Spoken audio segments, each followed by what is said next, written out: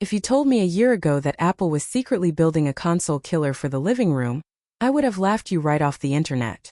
Honestly, I'll believe it when I see it. But right now, out of Cupertino, the supply chain whispers are getting so loud that we literally cannot ignore them anymore.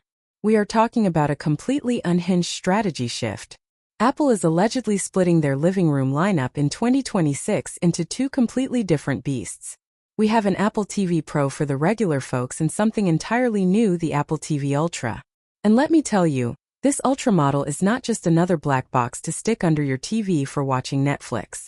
It is reportedly a full-blown gaming, AI, and smart home machine that might actually justify the Apple tax for once. Wait, really? Apple, the company that treats gaming like an afterthought, is actually getting serious? Let's look at the hard evidence because the supply chain guys are working overtime on this one. Ming-Chi recently put out a note suggesting a major shift in Apple's living room strategy, hinting at a two-tier system where the premium tier gets a massive performance leap. Then you've got Mark Gurman over at Bloomberg constantly talking about how Apple is absolutely desperate to dominate the smart home, and is pushing hard on entirely new integrated chips, like that rumored Proxima networking chip for Wi-Fi 7 and Bluetooth. Sick. And if you follow Shrimp Apple Pro, you have probably seen the rumblings about a much thicker, more aggressive chassis design for a future Apple TV unit. Why make it thicker? Cooling. But we will get to that in a second. Even Ross Young has been weighing in on Apple's broader screen and ecosystem plans, making it very clear that the living room is the next major battleground for the company. The very first thing we have to talk about with this Apple TV Ultra is the silicon. Streaming apps are incredibly easy to run. Even 4K movies are barely a challenge for hardware from 5 years ago. Nobody is buying an Ultra model, just so the Apple TV home screen feels 1 millisecond faster. The only reason to put a monster chip inside a set-top box is gaming. We are talking about Apple dropping an A18 Pro or even an A19 level chip into this thing. The data coming out of DG Times recently regarding TSMC 3nm yields suggests that Apple actually has a surplus of these high-end dies. Repurposing them for a premium living room device makes perfect sense from a manufacturing standpoint.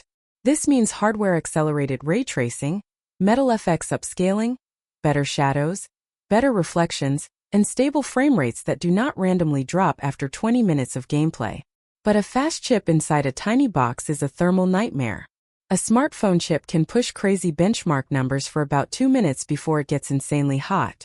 In a living room console, thermal throttling is the absolute enemy. You sit down for a 2-hour racing game session, and if that box cannot breathe, your frame rate falls off a cliff.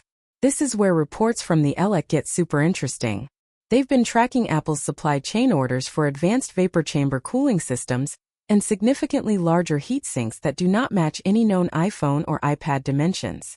Couple that with MacOtakara claiming they've seen accessory manufacturers prepping for a much larger, heavier Apple TV footprint, and the picture becomes incredibly clear. The Apple TV Ultra is going to be physically bigger to accommodate serious cooling. It has to stay fast, not just burst fast. Before we go any deeper into the ecosystem side of things, let me know down in the comments, what is your daily driver for living room gaming right now? Are you purely on a PS5 or Xbox? Or would a hyper-integrated Apple mini console actually make you switch? Drop a comment because I'm super curious if Apple can actually steal hardcore console players. Alright, let's talk about the software experience because raw power means absolutely nothing if the software is a complete disaster. tvOS on this Ultra model needs a dedicated, built-from-the-ground-up gaming space.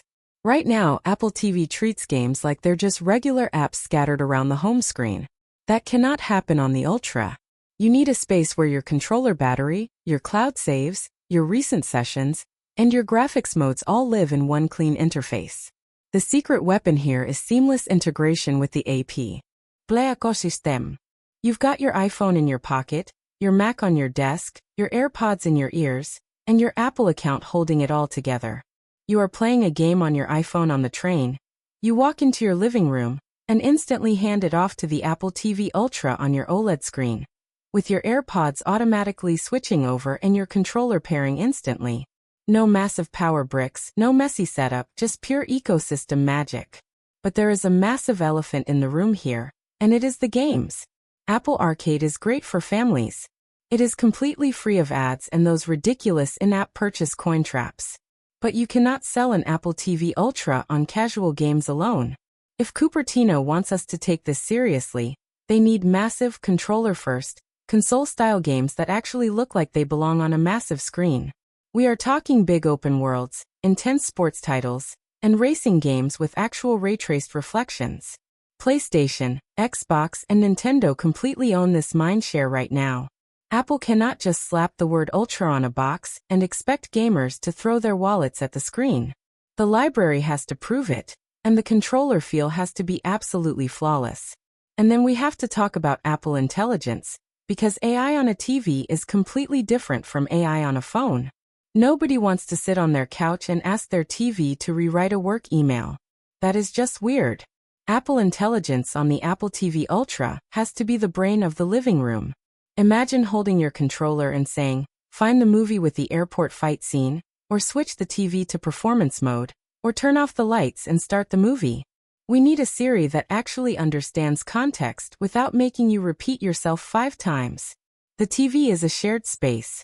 When Siri messes up on your phone, you are the only one who sees it. When Siri completely fails to find a movie in front of your entire family, everyone groans. It has to be blazing fast, entirely private, and incredibly reliable.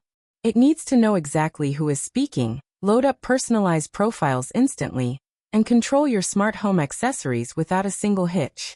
Would you pay $400 for an Apple TV if it meant perfect smart home control and solid gaming?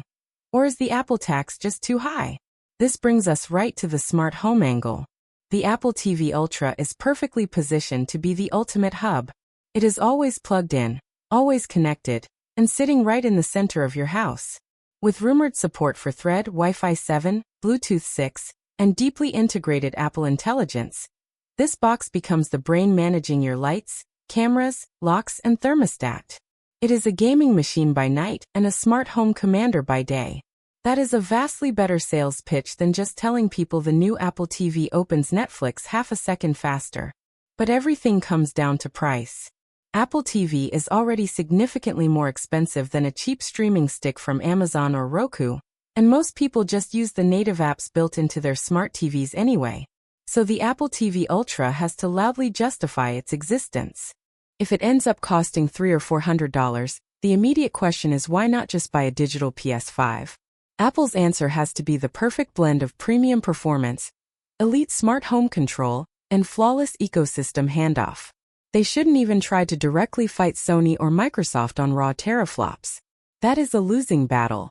Instead, they need to market the Ultra as the most premium, friction-free living room experience on the planet for people already bought into the Apple world. The Apple TV Pro will likely be the safe, clean upgrade for most folks with a faster chip and slightly better remote, good enough for streaming. But the Ultra has to be the headline grabber. It needs more GPU power, more storage for massive game files, more memory for local AI processing, and a thermal design that can take a beating. If they get the silicon right, if the cooling holds up, if the game developers actually show up, and if Apple Intelligence proves useful on the big screen, the Apple TV Ultra could entirely rewrite what a set-top box is supposed to be. It will not just be another accessory, it will be the absolute center of the living room.